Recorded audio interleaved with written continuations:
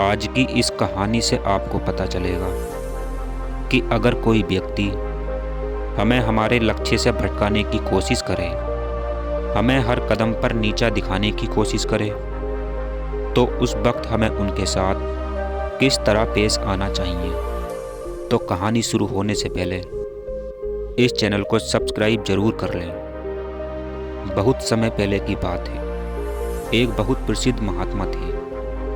जो भी कोई व्यक्ति उन महात्मा के प्रवचन सुनता तो वह उनका शिष्य बनने के लिए मजबूर हो जाता। एक बार वह महात्मा अपने कुछ शिष्यों के साथ अपना उपदेश देने के लिए गए थे। वह एक ऐसे गांव में पहुंचे जहां उन महात्मा के बारे में कोई कुछ नहीं जानता था।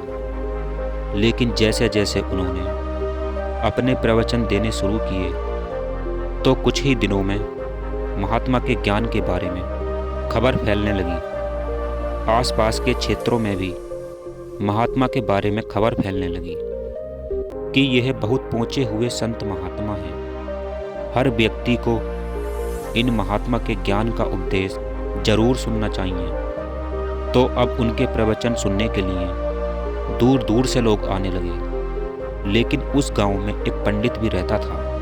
पंडित यह देखकर बहुत परेशान होने लगा कि जब से यह महात्मा इस गांव में आए हैं, लोगों ने मेरे पास आना ही बंद कर दिया है। मेरे भक्त बहुत कम होते जा रहे हैं। अगर ऐसा ही चलता रहा तो मेरा जीवन यापन कैसे होगा। पंडित ने सोचा कि मुझे यह सब रोकना होगा। फिर पंडित ने महात्मा का दुष्प्रचार करना शुरू कर दिया। पंडित लोगों के सामने महात्मा की बुराई करता।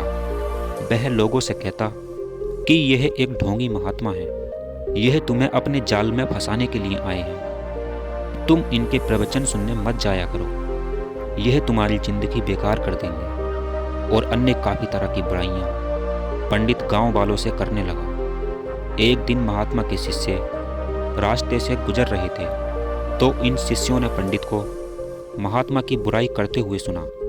यह सुनकर शिष्यों को बहुत गुस्सा आया। वह शिष्य तुरंत अपने गुरु के पास पहुंचे और उन्हें पूरी बात बताई कि किस तरह पंडित हमारी बुराई कर रहा है।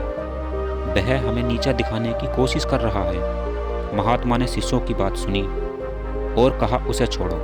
उस पंडित से वाद विवाद करने का कोई लाभ नहीं, हमें उसकी बातों पर ध्यान नहीं देना चाहिए।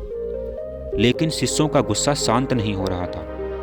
महात्मा ने शिष्यों से कहा कि जब जंगल का हाथी गांव में आता है तो उसे देखकर कुत्ते भौंकने लगते हैं, लेकिन हाथी पर कुत्तों का बिल्कुल भी असर नहीं होता है। हाथी तो अपनी मस्त चाल से चलता रहता है। कुत्ते भौंकते भौंकते थक जाते हैं और फिर भाग जाते हैं। ठीक उसी प्रकार हमें भी अपनी बुराई करने वालों के साथ इसी तरह पेश आना चाहिए। हमें अपना काम ईमानदारी से करते रहना चाहिए और हमेशा सत्य के मार्ग पर बढ़ते रहना चाहिए। हमारे अच्छे कर्म ही ऐसे लोगों का मुंह बंद कर देंगे। महात्मा की यह बातें सुनकर ना कि शिष्यों का गुस्सा शांत हुआ, बल्कि उन्हें एक और परम ज्ञान की प्राप्ति हुई। तो हमें अपने लक्ष्य की ओर बढ़ते रहना चाहिए। कोई हमें नीचा दिखाने की कोशिश करता है तो हमारी सफलता ही उसका मुंह बंद कर देगी।